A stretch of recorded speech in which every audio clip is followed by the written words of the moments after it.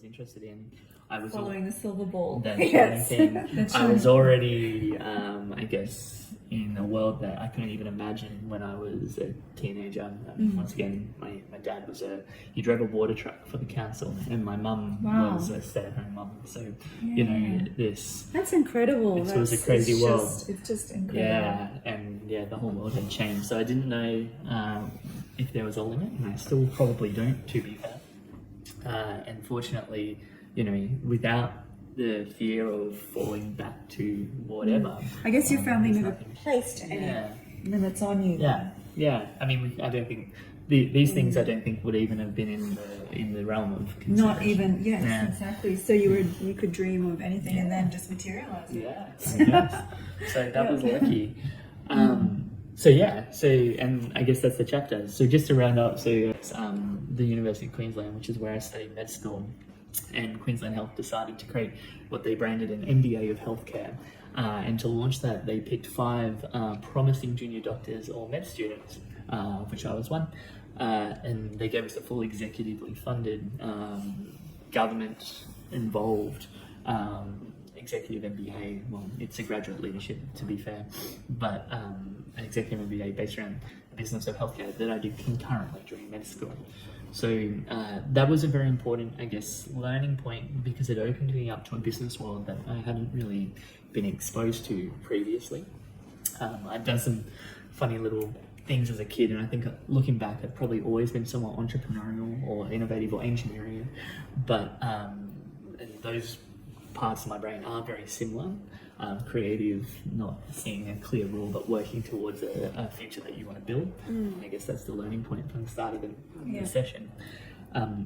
But going through and doing like case studies around the Cleveland Clinic and how they've reformed, how Mayo's reformed, how people have changed healthcare and had healthcare innovation, and doing that concurrently as you're becoming a doctor was quite transformational and eye-opening till we get to the end.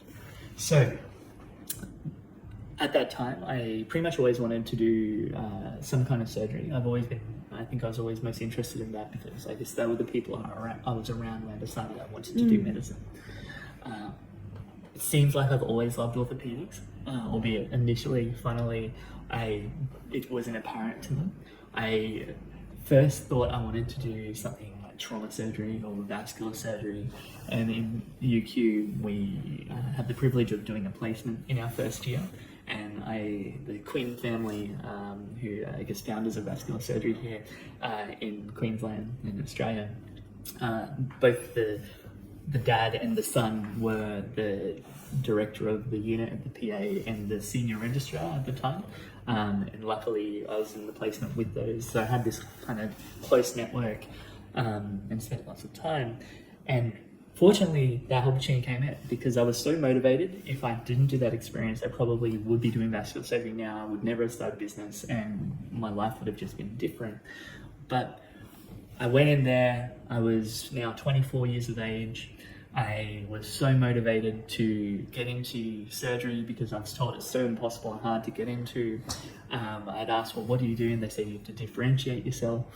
Very, very specific. I'm like, well, what tangibly does that mean? They're like, well, all you can do is be good at research. And I'm like, well, I can do that. So I published my first paper during that placement, during that 6-week period. And it was actually probably sledging orthopedics a lot. There was a pseudoaneurysm of dorsalis pedis, a vessel in the foot, done by someone who put a needle in the wrong spot. But anyway, they led me to ask the question of, why do you really want to do surgery? And I said, well, it's cool, it's exciting, it's shiny. And their answers were, well, I'll tell you something that I wish someone told me before I started vascular surgery, which is, don't do what you think society wants you to do. Don't do what you feel like you should do. Do what you want to do on your days off, and do what you really get thrilled about. And once again, orthopedics wasn't obvious at that time, but stepping out of it a few weeks later, I was like, well, I love sports, athletic scholarships. I love mechanics and how that works, engineering, and I love bright and shiny things. So the bouncy ball.